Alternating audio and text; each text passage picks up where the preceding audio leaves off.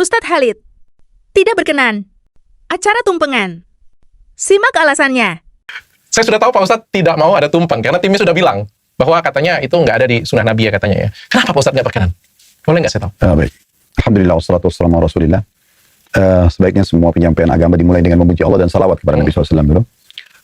Dan saya pribadi, untuk Dr. Richard dan semua teman-teman yang coba membuat konten-konten kreatif dengan tujuan tentunya lebih memberikan edukasi yang tepat kepada masyarakat, itu sangat positif. Karena terlalu banyak sekarang setelah media ini berkembang, generasi muda kita berubah-ubah buat konten tapi tidak berkualitas, sehingga tidak berbagi edukasi urusan dunia apalagi urusan akhirat. Nah, seperti itu dulu.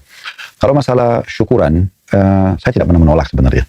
Dalam Islam boleh saja orang bersyukur. Bahkan dalam surah Ibrahim, Allah Subhanahu wa taala berfirman di surah nomor 14 ayat 7 di potongan ayatnya, la in syakartum la azidannakum. Kalau kalian bersyukur pasti aku akan tambah, kata Allah. Jadi syukur itu bagian daripada ibadah yang mulia di sisi Allah. Selalu berterima kasih pada Allah. Cuma memang karena dia bagian daripada ibadah, dia harus terbatas sesuai dengan yang diajarkan oleh Nabi. Nah, gitu.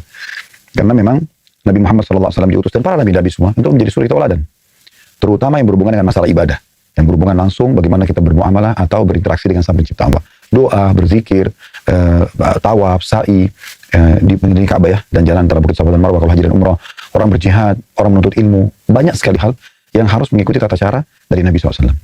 Nah, yang baru diutus oleh Allah dalam surah Al-Ahzab dikatakan, laqad kana lakum fi Rasulillahi uswatun hasanah liman kana yarjullah wal yawmal akhir wa dzakarallaha katsira. Pada diri Rasulullah Muhammad SAW ada suri tauladan yang baik buat kalian. Maknanya ciplak hidup beliau semuanya bagi orang yang mau berzikir kepada Allah, orang yang mau mendapatkan balasan terbaik nanti di akhirat dengan surga, dan bagi orang yang ingin bertemu dengan Allah, ingin mendapatkan balasan terbaik di surga, dan ingin berzikir kepada Allah dengan zikir yang banyak. Jadi memang kita harus menjadikan beliau sebagai saudara. Nah, bagaimana Nabi SAW bersyukur? Ada kan beliau contohkan. Yang pertama itu menggunakan lisan dengan sering mengatakan Alhamdulillah. Dalam sebuah riwayat yang sahih dikatakan, Nabi SAW kalau dapat nikmat yang menggembirakan, maka beliau membaca Alhamdulillahilladzi bi ni'matihi tatimmus shalihat. Kurang lebih artinya gini, Alhamdulillahilladzi bi ni'matihi tatimmus shalihat. Segala puji dan puja kehadirat Allah yang semua kebaikan tersempurnakan dengan izinnya. Artinya, saya tidak bisa dapat ini kecuali Allah yang kasih. Nah, gitu. Dan kalau beliau sedang ditimpa ujian pun, beliau masih mengatakan Alhamdulillah ala kulli hal. Segala puji dan puja kehadirat Allah atas segala sesuatunya. Jadi dalam dua keadaan Nabi selalu bersyukur. Terutama dengan lisan. Yang kedua tentunya menghadirkan hati.